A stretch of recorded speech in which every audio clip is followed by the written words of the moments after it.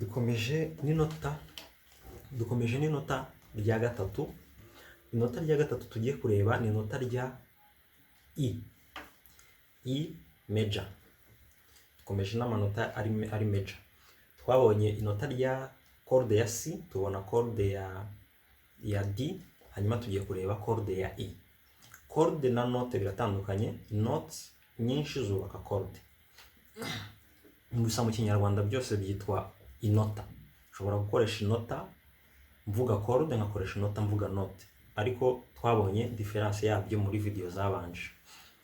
Hanyuma tugiye kureba ni gute bubaka chord ya E. Chord ya E yubakwa n'amanote atatu nayo.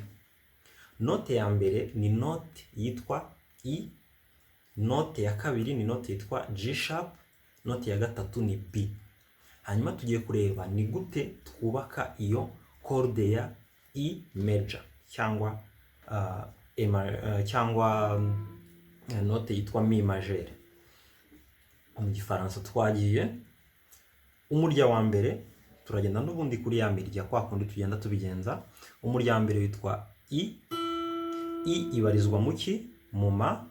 Ibarizwa mu manote agize chord ya E. Umurya ukurikiyeho ni B. B nayo ikabibarizwa mu ki? Ikabibarizwa mu manote agize chord ya E. Iyo dusanze bibarizwamo ntago iyo mirya tuyikoraho. Twakomeje. Umurya wa gatatu witwa G, kandi G ntago ibarizwamo. Turaza gushaka hiki G sharp, kuko twabonye ko G sharp ari ibarizwa mu manote yubaka chord ya E. Iyo tuvuye kuri G tujya kuri G sharp, bivuga ngo urutoki rwa mbere rubanza turarushyira kuki? Kuri G sharp, ku murya wa gatatu. Ni ukuvuga umurya wa gatatu mu kazu ka mbere. Umurya ukurikiyeho wa kane witwa D. Umurya wa D ntago iba mu manote yubaka chord ya E. Turajya hano tujye kuri D sharp, agakurikiyeho bibe E. E turayibonye, E yubaka ni note yubaka E chord. Turahakoresha hano urutoki rwa gatatu, kuko urutoki rwa kabiri turi burukoresha ahandi. Hanyuma tubone E. Hejuru ku murya ukurikiyeho umurya wa gatanu turaza kubona ko twabonye ko witwa E. E ntibarizwamo, hano haza E sharp, hano hakaza B.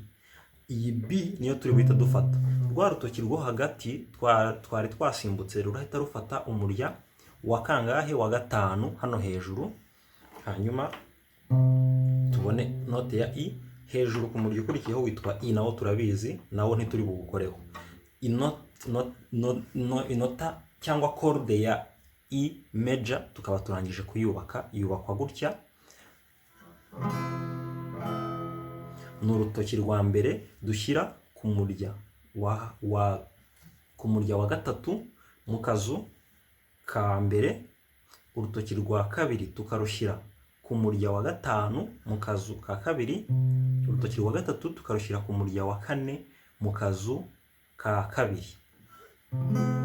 Tugahita tubona inota ryuzuye rya E. Iyi ni E chord.